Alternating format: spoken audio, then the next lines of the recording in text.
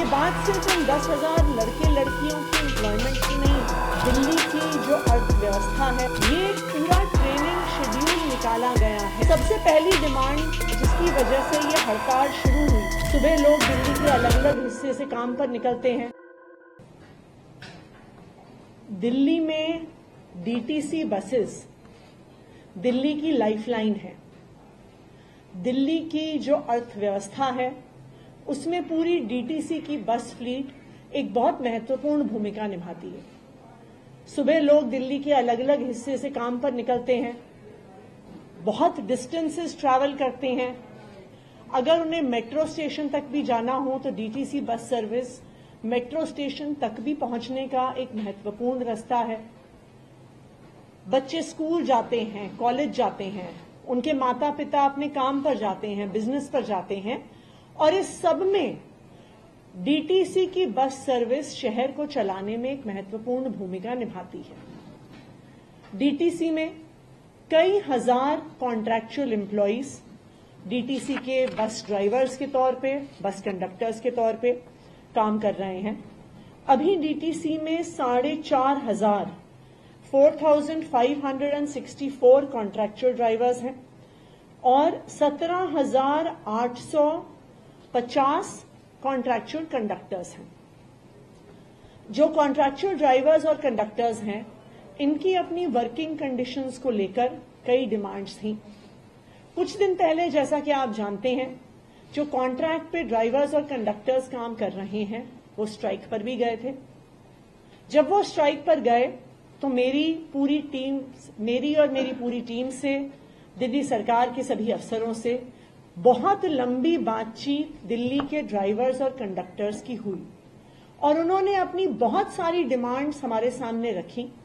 बहुत सारी ऐसी डिमांड्स जो बिल्कुल जायज डिमांड्स हैं। सबसे पहले तो मैं डीटीसी के ड्राइवर्स और कंडक्टर्स का धन्यवाद करूंगी कि उन्होंने हमारे आश्वासन पर डीटीसी की स्ट्राइक को बंद किया और फिर से डीटीसी की बसेस को चलाया कि दिल्ली ठीक तरीके से, दिल्ली की अर्थव्यवस्था ठीक तरीके से चल सके। तो सबसे पहले तो डीटीसी के कॉन्ट्रैक्चुअल ड्राइवर्स और कंडक्टर्स को धन्यवाद कि उन्होंने हमारी बात पे भरोसा करते हुए पुनः 2 दिन की स्ट्राइक के बाद अपनी सर्विसेज रिज्यूम करी। जो डीटीसी के ड्राइवर्स और कंडक्टर्स की डिमांड्स थी, उनमें से काफी डिमांड्स को दिल्ली सरकार द्वारा पूरा कर दिया गया है। सबसे पहली डिमांड जिसकी वजह से ये हड़ताल शुरू हुई थी, वो थी सरोजनी नगर में पिंक डिपो का बनना।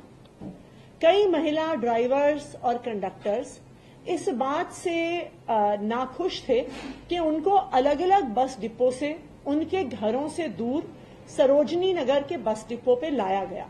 वो नहीं चाहती थी अपना ट्रांसफर, वो अपने घर के पास के बस डिपो पे ड्यूटी करना चाहती थी। तो मीटिंग के अगले ही दिन तुरंत 20 नवंबर को ही एक आदेश निकालकर पिंक डिपो से जो महिला ड्राइवर्स वापस अपने ओरिजिनल डिपोज पर जाना चाहती थी, उनका ट्रांसफर वापस उनके ओरिजिनल डिपोज पर कर दिया गया। दूसरा, ड्राइवर्स की और कंडक्टर्स की ये डिमांड थी कि अक्सर उनका ड्यूटी एलोकेशन, अक्सर उनकी जो पोस्टिंग है उनके घर से बहुत दूर होती है।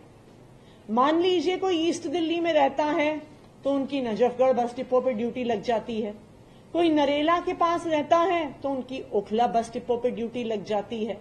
कोई साउथ दिल्ली में रहता है तो उनकी कंझावला बस डिपो पर ड्यूटी लग जाती है। तो उनकी ये डिमांड थी कि उनकी पोस्टिंग उनके घर से सबसे नियरेस्ट बस डिपो पे होनी चाहिए। मुझे खुशी है इस बात की कि एक नई पॉलिसी डीटीसी द्वारा 3 नवंबर को अनाउंस कर दी गई है सभी डीटीसी के ड्राइवर्स और कंडक्टर्स के लिए, जिसमें एक रैशनलाइजेशन की कोशिश ये होगी कि हम जो एप्लीकेशन फॉर्म्स लें ड्राइवर्स और कंडक्टर्स से, उन्हें अपने घर के नियरेस्ट पॉसिबल डिपो पे पोस्ट किया जाए। तो ये एक ऑनलाइन प्रोफॉर्मा, जैसे हमारे स्कूल्स में ट्रांसफर पोस्टिंग का होता है, एक ट्रांसपेरेंट तरीके से एक ऑनलाइन एप्लीकेशन बनाई जाएगी जिसपे ड्राइवर्स और कंडक्टर्स अपना प्लेस ऑफ रेजिडेंस बता सकेंगे और एक ऑनलाइन लिस्ट निकाली जाएगी उनको नियरेस्ट अपने घर के पास पोस्टिंग देने की। तीसरी डीटीसी के कॉन्ट्रैक्चुअल ड्राइवर्स की ये डिमांड थी कि उनको ये डर है कि अब जब सारी बसेस की फ्लीट को इलेक्ट्रिक किया जा रहा है तो फिर जब उनकी सीएनजी बसेस को रिटायर किया जाएगा तो उनका डिप्लॉयमेंट कैसे होगा। तो इनकी डिमांड को दो तरीके से मीट किया गया है। नंबर 1, जो डीटीसी ड्राइवर्स प्रमोट हो रहे हैं और एटीआईज यानी असिस्टेंट टिकट इंस्पेक्टर्स बन रहे हैं, उनके स्थान पर फर्स्ट प्रेफरेंस ड्यूटी का कॉन्ट्रैक्चुअल ड्राइवर्स को दिया जाएगा। नंबर 1। दूसरा, जो सारे डीटीसी के कॉन्ट्रैक्चुअल ड्राइवर्स हैं उनको इलेक्ट्रिक बस चलाने के लिए ट्रेन किया जाएगा कि जैसे जैसे इलेक्ट्रिक बसेस आती जाएं, जो हमारे डीटीसी के कॉन्ट्रैक्चुअल ड्राइवर्स हैं उनको इलेक्ट्रिक बसेस चलाने की अपॉर्चुनिटी मिले। ये एक पूरा ट्रेनिंग शेड्यूल निकाला गया है जिसके तहत सारे डीटीसी के कॉन्ट्रैक्चुअल ड्राइवर्स को इलेक्ट्रिक बस ड्राइविंग में ट्रेन किया जाएगा। चौथा, और डीटीसी ड्राइवर्स और कंडक्टर्स की ये बहुत महत्वपूर्ण डिमांड थी, उनका अभी पेमेंट करंटली डेली वेजेस के आधार पर होता है।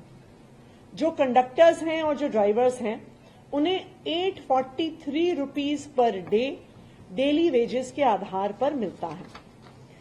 तकरीबन उनकी ड्यूटी रोस्टर के हिसाब से अगर आप एक दिन की छुट्टी भी हफ्ते में मान के चलिए तो उन्हें तकरीबन 22,000 रुपए, जो उनका करंट कैलकुलेशन है वो 21,918 21,918 रुपए प्रति माह अभी ड्राइवर्स को मिलता है। लेकिन ये जो अमाउंट है इसमें उन्हें डीए नहीं मिलता, इसमें उनको ग्रेड पे के साथ जो अलाउंसेस हैं वो नहीं मिलती। तो कॉन्ट्रैक्चुअल ड्राइवर्स और कंडक्टर्स की ये डिमांड थी कि उनको एक कंसोलिडेटेड लंपसम दिया जाए रादर दैन डेली वेजर्स के तौर पे रखा जाए। और मुझे खुशी है आज ये अनाउंस करते हुए कि आज मैंने ट्रांसपोर्ट मिनिस्टर इंचार्ज और डीटीसी की कॉरपोरेशन के चेयरमैन होने के नाते आज इस प्रस्ताव को इन प्रिंसिपल अप्रूवल दे दिया है।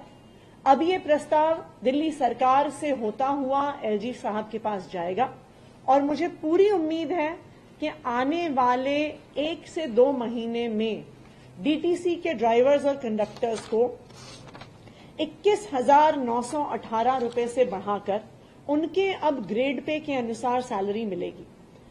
कंडक्टर्स पे मैट्रिक्स लेवल 2 में रहेंगे, उनको बेसिक पे 19,900 रुपए, ग्रेड पे 1,900 रुपए मिलेगी और कुल मिला के कंडक्टर्स की मंथली सैलरी जो आज 21,900 रुपए है वो उससे बढ़कर 29,250 रुपए हो जाएगी।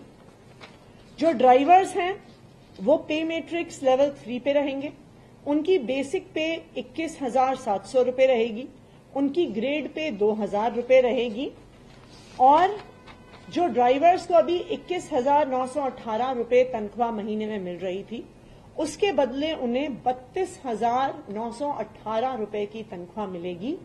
और ईयर ऑन ईयर जैसे डीए बाकी सारे एम्प्लॉयज को मिलता है वैसे ही डीए अब कॉन्ट्रैक्चुअल एम्प्लॉयज को भी मिलेगा और रेगुलर बेसिस पे हर 6 महीने पे या हर साल पे जैसे ही भारत सरकार की तरफ से और दिल्ली सरकार की तरफ से डियरनेस अलाउंस अनाउंस होता है सभी ड्राइवर्स और कंडक्टर्स को मिलेगा।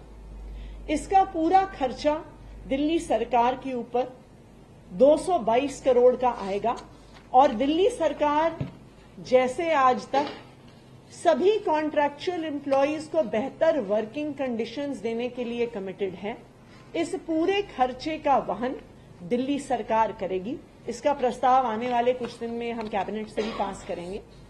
मुझे पूरा भरोसा है कि जिस तरह दिल्ली सरकार डीटीसी के कॉन्ट्रैक्चुअल ड्राइवर्स और कंडक्टर्स के प्रति अपनी जिम्मेदारी निभा रही है, उसी तरह डीटीसी के ड्राइवर्स और कंडक्टर्स दिल्ली वालों के प्रति अपनी जिम्मेदारी निभाएंगे।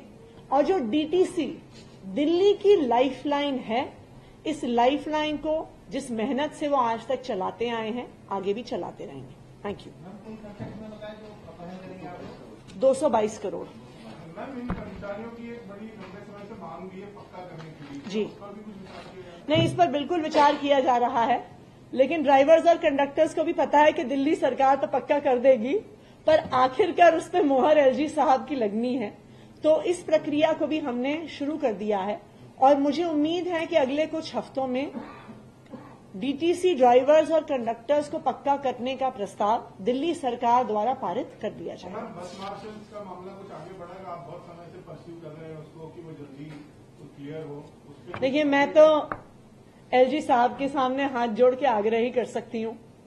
जो दिल्ली सरकार के हाथ में था, जो दिल्ली का मंत्रिमंडल है, उसने एक यूनानिमस प्रस्ताव, एक रिपोर्ट पास करके एलजी साहब को भेजी है कि जब तक बस मार्शल्स को पक्का करने की पॉलिसी, रेगुलराइज करने की पॉलिसी नहीं आती, उनको जैसे वो अक्टूबर 2023 में जिस प्रकार से डिप्लॉयड थे, सिविल डिफेंस एक्ट में वन टाइम एग्जेम्पशन देके उनको बस मार्शल्स के तौर पर रखा जाए।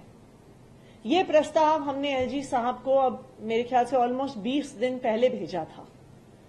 ये बात सिर्फ इन 10,000 लड़के लड़कियों की एम्प्लॉयमेंट की नहीं है, ये बात दिल्ली की महिलाओं की सुरक्षा की है। डीटीसी बसेज में, क्लस्टर बसेज में मार्शल्स होने से एक आम लड़की, एक आम महिला सुरक्षित महसूस करती है। तो जब दिल्ली सरकार इन सारे मार्शल्स की सैलरी का खर्चा वहन करने को तैयार है, तो फिर ये सवाल है कि क्यों केंद्र सरकार इनको पक्का करने के लिए या पक्का करने से पहले रीडिप्लॉय करने के लिए तैयार क्यों नहीं है। मैं तो सभी दिल्ली की महिलाओं की तरफ से, सभी बस मार्शल्स की तरफ से एलजी साहब के सामने हाथ जोड़ सकती हूं कि वो अगर फाइल को अप्रूव करें तो बस मार्शल्स की भी पुनः नौकरी लगेगी और दिल्ली की महिलाएं भी सुरक्षित होंगी।